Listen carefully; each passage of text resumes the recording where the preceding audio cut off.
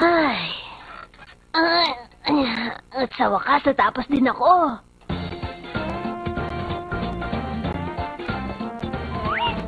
Hindi nagsisinungaling si Ishida!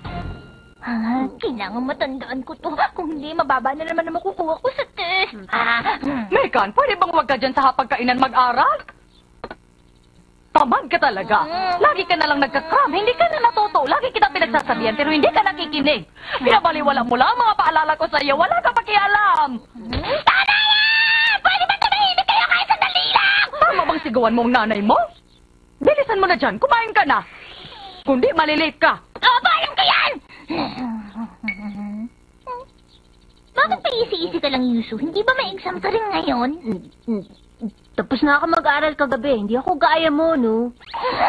Ang yabang mo. Paano na ngayon? Wala pa rin ako naaral. Di ba nag-aaral ka? Kahit paano naman siguro may natandaan ka. Ang sarap ng agahan. Nabusog ako.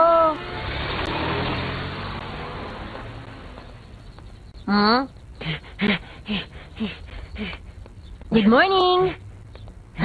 Ang aga mo, May exam kasi tayo ngayong araw na to. Nag-aaral ka ba? Ng history? Medyo lang. Hindi ako nag-aaral eh. Hindi ka ba nag-aalala? Hindi, kaya ko yun. Daimyo mula sa Edo, Mito Michikuni, 8 Shogun na Tokugawa Yoshimune, South Magistrate, Uka Ejisen, North Magistrate, Toyoma Nokin-chan. Sigurado sisiyo lang yung test. Puro karakter sa mga lumang play. Pero kay Yoshimune, wala akong alam sa iba. Teka, sabi mo Yoshimune, hindi siya kasali sa scope ng exam, di ba? Kasama siya, no? Ano? Kasali yun! Ito yung mga pinag-aralan namin ngayong araw na to. Salamat, Page 98 to 142 nga pala yung coverage ng exam natin, ha? Aral ka mabuti. Hindi ba yun ang sinabi mo sa akin? Nagkakamali ka. Ang sabi ko sa iyo, kasali lahat pwera yung pages 98 to 142. Nakalimutan mo na ba? Kailan mo sinabi yun? Huwag ka sumigaw.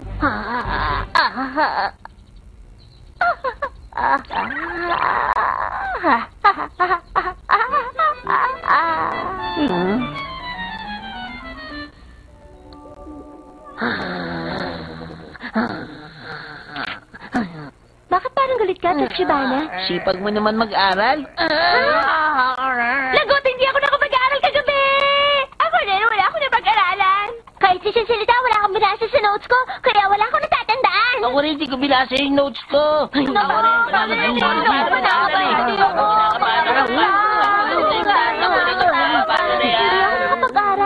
Basta mag-exam na, palagi ko na lang naririnig yun. Ay, lagot. Hindi ako nag-aaral. Bahala na. Good luck na lang sa akin. Suko na talaga ako ngayon. Yan ka na naman. Di ba pinakamataas ang grade mo sa history? Pero ngayon, mukhang wala na akong makukuha. Ha? Meron naman siguro. Kahit na yun ang sinasabi ng lahat, ang totoo nag-aral sila mabuti. Tama ka dyan. Sa palagay ko, kaming dalawa lang talaga ni Yuzo ang hindi nag-aaral. Ikaw talaga, Fujino. Huh? Ha? Buti ka pa, Ishida. Relax na relax. Hindi kabaligtaran to ng relax. Baka wala akong makuha. Hi! Pati ba naman ikaw?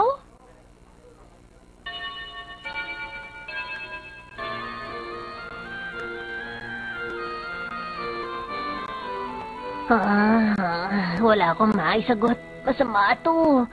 Ay.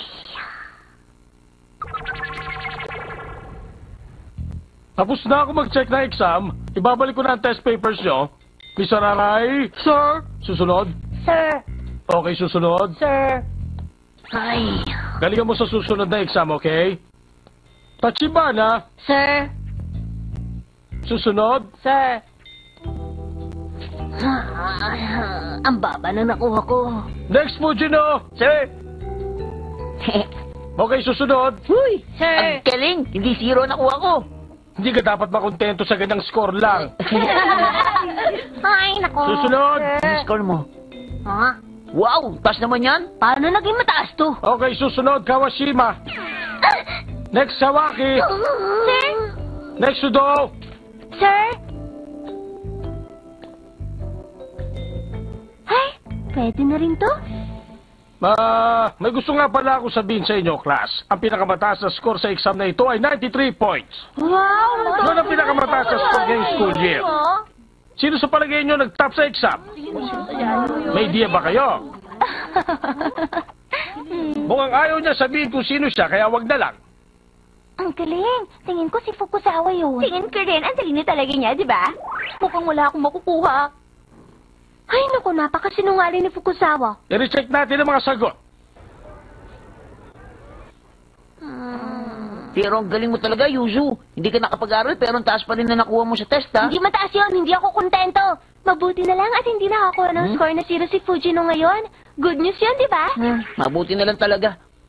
Pero alam nyo, sa totoo lang, hindi madaling makakuha ng 0 sa exam natin ngayon, di ba? Multiple choice kasi ang exam natin. Sa bawat tatlong sasagutan mo, may makukuha kang isang tama. Tama ka. Sobrang engot na lang siguro na makakakuha ng 0. Hindi ako. Ang totoo. Ha? 0 ang score ko. Tingnan nyo. Totoo nga. 0 nga ang score. Alam ko naman 0 makukuha ko. Sandali lang, magsisiyar lang ako Baka wala akong makuha sa exam. Si talaga.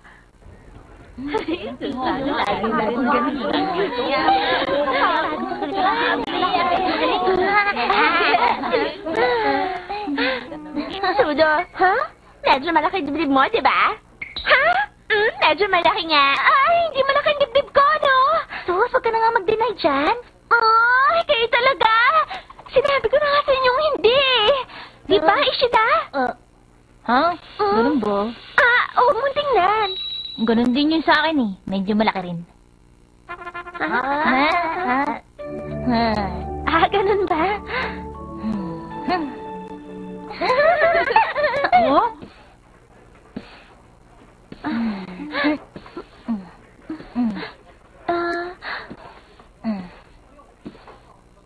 Ishida? Hindi ka nagsisinungaling, no? Lagi ka nagsasabi ng totoo. Tingin mo? Hindi pa kita narinig na magsinungaling, eh. Marunong ako magsinungaling. Ha? Nung nanood ako ng sine, may nagtanong sa akin kung elementary student ako. Sabi ko, oo. Ganun ka talaga!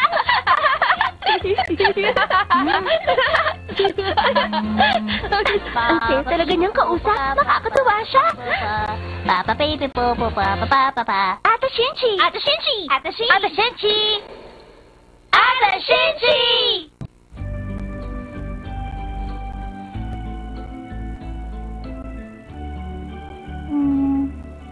Wait lang muna. Magpapa-photocopy muna ako.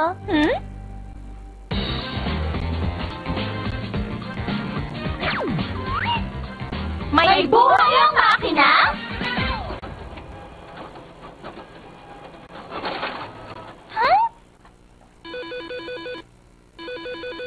Hi! Nag-paper jam pala. Ang malis naman.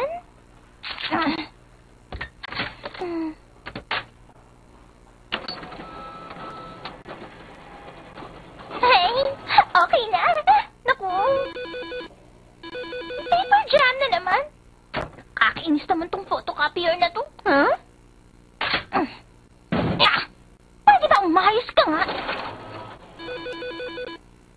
Ano ba naman to? Ano na naman nangyari? Bakit ba palaging, Mikan, huwag ka naman ganyan. Huwag ka magalit sa photocopying machine. Pero, kahit pa magalit ka dyan sa makinang yan, walang mangyayari. Masasayang lang ang energy mo, Mikan. Okay, panoorin mo to. Ha!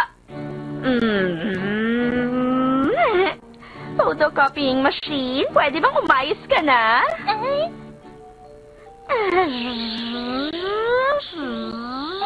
Ano yan, Shimi? Anong ginagawa mo? Pinibigyan ko ng energy tong machine para gumana to. Okay, siguro gagana na to. Kaibigang makina, umandar ka na. Ayaw pa rin ba? Bakit gano'n nakakapagtaka? Baka yung papel ang problema. Kaibigang papel, pwede bang huwag na kayong gumawa ng problema? Tama na. na, Shimi. Itigil mo na yan. Kapag hindi ko inayos ang pakikipag-usap ko sa kanya, hindi mawawala ang galit niya. Ang weird ng ginagawa niya. Ah! Gumana, di ba? Nasa gumagamit lang yon, pinipili ng mga machine kung kanino sila susunod. Hetong ashtray. Ang weird talaga ni Shimi. Imposible yung sinabi ni Shimi, di ba, Mama? Tama ka! Kung susunod lahat ng makina, kung kakausapin natin sila na maayos, kung hindi tayo maiinis, naging mabait na sana ako sa lahat ng makina! Mama, wala pa po ba tayong dinner? Ha? Ay, oo nga pala. Sandali lang ha, maglilinis muna ako ng bahay bago ko maghanda ng dinner. Ay. Mula pa kaninang umaga, napakarami ko nang ginagawa rito sa bahay. Ha? Ha? Nakakapagtaka. Ano ba nangyayari? Ay, nasira itong vacuum cleaner natin. Ayaw gumana. Ay! Ay! Sige na, gumana ka na! Ay! Baka nga sira na po, Mama. Ganito na talaga itong vacuum cleaner natin mula pa nung huling kong gamitin ito. Tinataon na rin kasi ito, kaya malamang bumigay na talaga ito. Baka kailangan na natin palitan ng bago. Baka kailangan niyo na maging mabait sa kanya. Ha? Nakiusap din kayo sa kanya gaya ng ginawa ni Shimi rin sa photocopying machine. Kumana ka na, kaibigan. Baka pakinggan kayo niyan, Mama. Ano ba sinasabi mo? Kaibigan naming vacuum cleaner, kumana ka na sana. Salamat sa pagsisilbi mo sa amin ng maraming taon ng bait mo. Sana patuloy mo pa rin kaming tulungan. Nakikiusap ako sa iyo. Wow! Kumana! Ano nangyari? Sinaksak ko lang, ganun lang. Ano ba yan? Nagulat ako.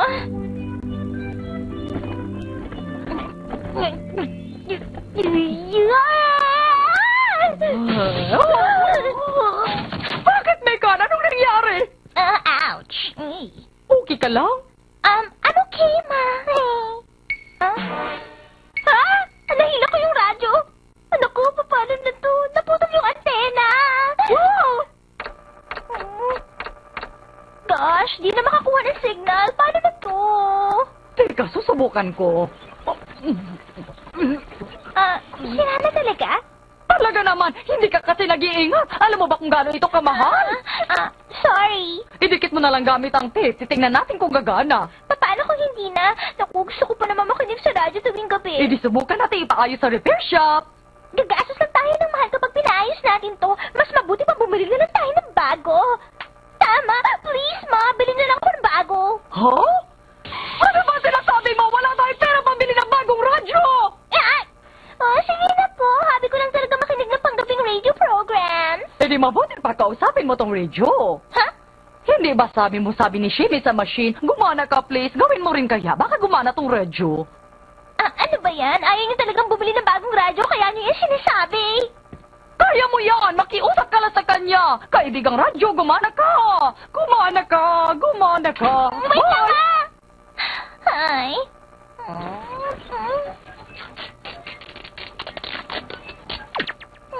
Ayaw tumikit! Ano kakainis naman?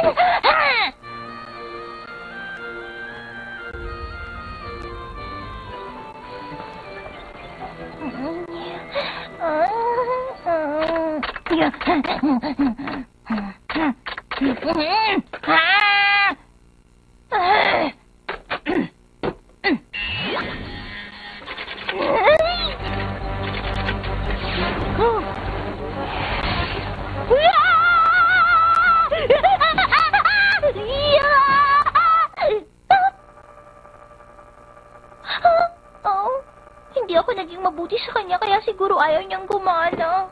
Pasensya ka na, nasira ko yung antena mo. Megan, gabi na, ano pa pag ginagawa mo? Wala po. Hindi makakabuti sa iyong pagpupuyat, matulog ka na. Okay. Nakayos mo na ba tong radyo? Hindi pa rin, Mama. Oh? Galing ang sulat na ito kay Unang Hidayama. Ayos na! Ang galing! Paano nangyari yun? Dahil dito, naayos ko ang radyo dahil ginamit ko ang utak ko para makaisip ako ng paraan. Ito ang problem ko.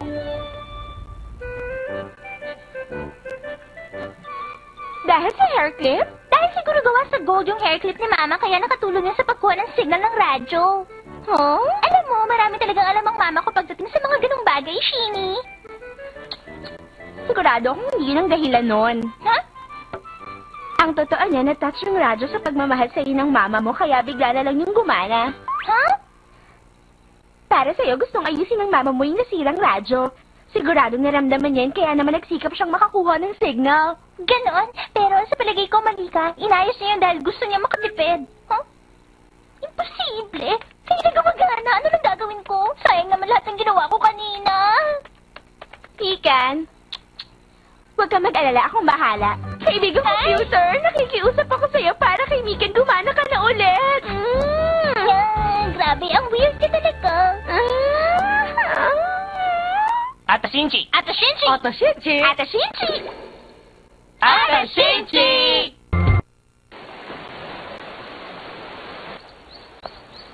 Papa! Dito! Sa wakas! Ay, ang ganda ng hotel!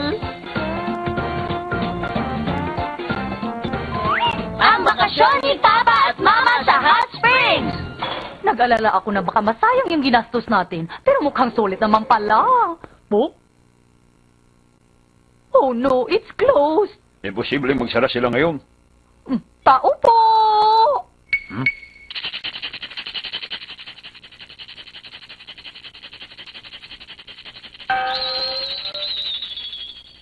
Tao po! Magandang araw!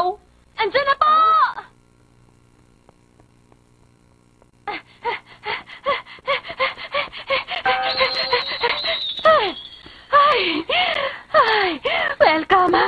Welcome! May reservation ba kayo?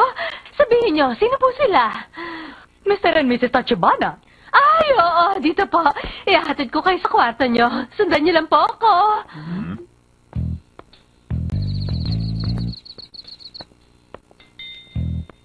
Parang walang katao-tao dito ah. Okay lang yun. Ang importante, makakapag-relax tayo. Sobrang tahimik naman din eh.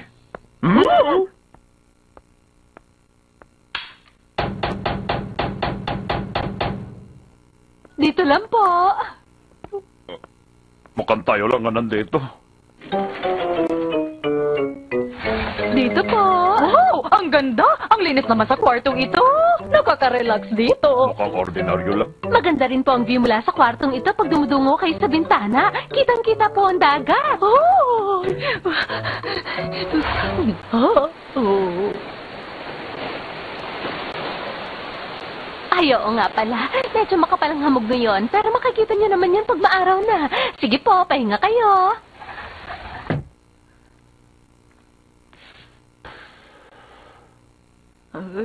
Oo nga pala, yung hot spring. Maganda raw ang open-air hot spring nila dito. Malamang meron silang high-class na open-air hot spring kung saan kitang-kita mong buong dagat. Parang bahagi na ako ng kalikasan! Matagal na tayong hindi nakakaranas na maligo sa hot spring. Hindi na ako makapaghintay. Gusto ko na magbabad.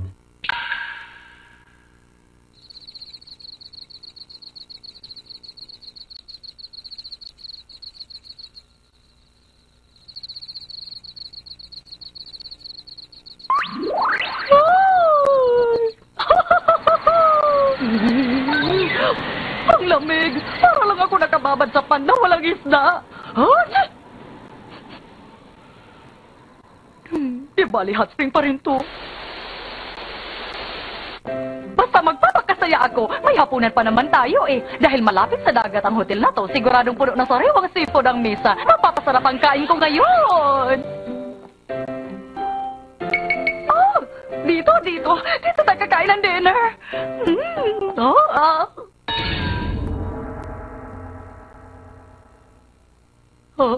Papa, ano to? Tama ako. Kitang duha lang ang gis dito. Wow.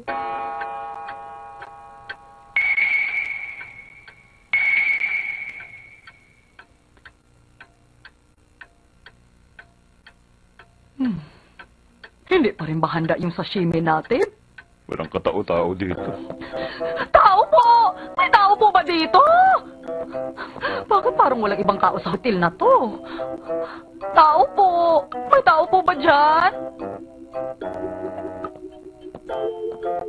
Excuse me po. Tao po. May tao ba dyan? Ito po.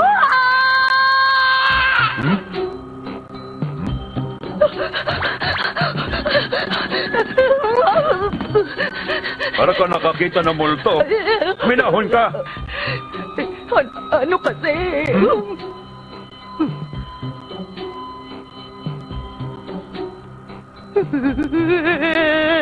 Eto na, ito na po ang hapunan nyo. Ano? Siya na naman. Yung isa lang bang tao dito sa hotel na ito? Pasensya na sa paghihintay. Natagalan lang ng pagluluto. Burger! Sige po, sana po magustuhan nyo. Bakit hindi sashimi?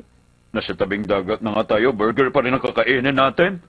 At yun, pinyang galing sa lata lang ang dessert natin. Bakit ganun? Ang mahal pa naman ng binayan natin dito. Tama na! Ulit tayo magreklamo!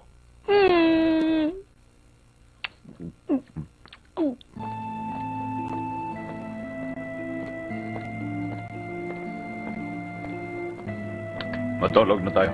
Pero maaga pa naman eh.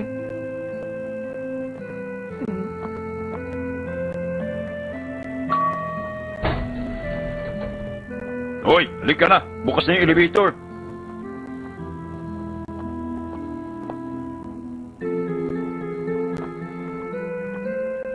Huwag ka nang bibili. Hindi na sila dapat kumita. Oo, alam ko yun.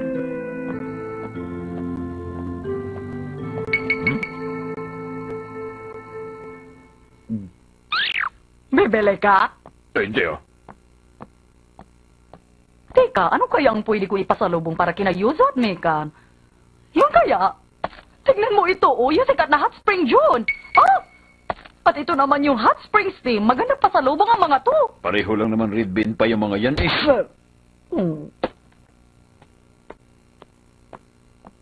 Bibili ka niyan? Gusto mo pala ng pickles? Tumitingin lang ako. Hmm?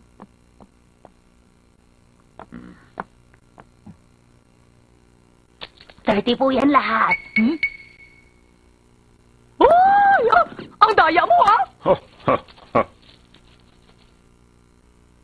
Maraming salamat sa inyo, ha? Magkano ba sila? Talaga naman, oh. Bumili ka pa ng ice cream ng patago. Ha, ha. Ayan oh, para sa'yo yan. Salamat.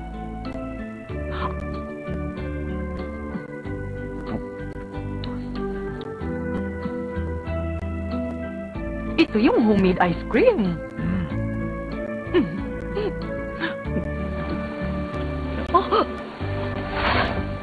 Oh! Tignan mo, oh! Wala nang hamog. Ang ganda.